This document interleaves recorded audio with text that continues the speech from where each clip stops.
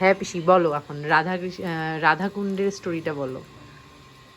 মানে কৃষ্ণ তো সব একটা একটা করে অসুর বধ করছিল, বধ করতে করতে একদিন অরিষ্টাসুর নামে একজন আসে, হুম অসুর আর কি। হুম আসে তারপরে ও তো গরুর রূপ ধরে আসছে। তো কৃষ্ণ তো বুঝতে পারছে যে এটা অসুর, হুম তখন ওইটাকে বধ করছে।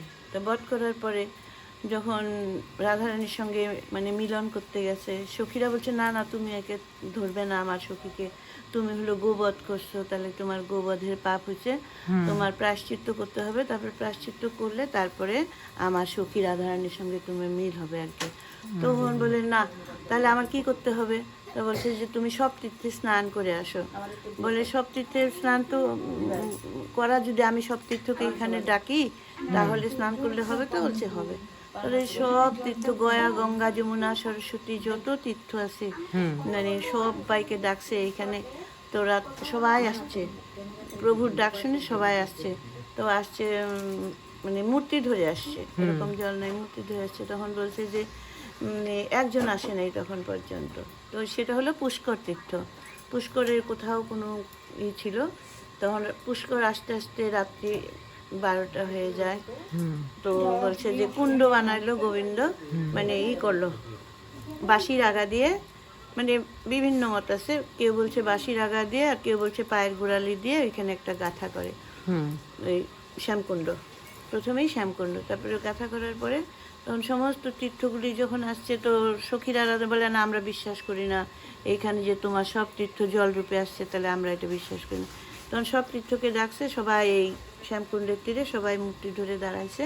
আচ্ছা মূর্তি ধরে দাঁড়াইলো যখন, তখন তো গোবিন্দ স্নান করলো। বলে স্নান হয়ে গেল, তাহলে এখন তো আমি পবিত্র, এখন তো তোমার সখীকে আমি স্পর্শ করতে পারি।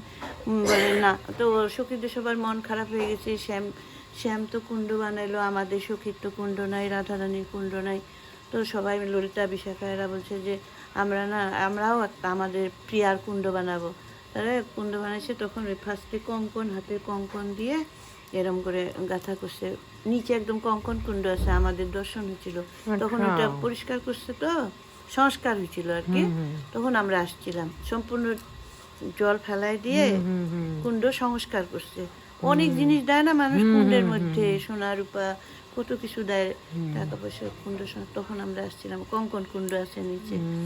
তারপরে তো বলছে যে তো কুণ্ড তো খুঁজছে, কিন্তু জল তো নাই, হুম জল তো নাই। তখন তো সখীরা বলছে আমরা সব মানসী গঙ্গার থেকে কলসি ভরে ভরে জল এনে এখানে ঢালবো, তাও জল বানাবো আর কি। হুম তখন তারপরে ওই গোবিন্দ দেখলো আমার পিয়ার কুণ্ডে জল নাই, তাহলে শ্যামকুণ্ডের জল গোবিন্দ রাধাকুণ্ডে দিয়ে দিল।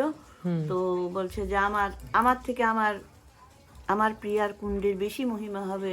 বলছে যে যে জন একবার এখানে স্নান করবে, রাধাকুণ্ডে যেই একবার করে স্নান, রাধা সম কৃষ্ণ তারে প্রেম করে দান, হুম এই কথা বলে দিল। তারপরে রাধা কৃষ্ণের মিলন হয়ে গেল, রাধে রাধে শেষ। হুম রাধা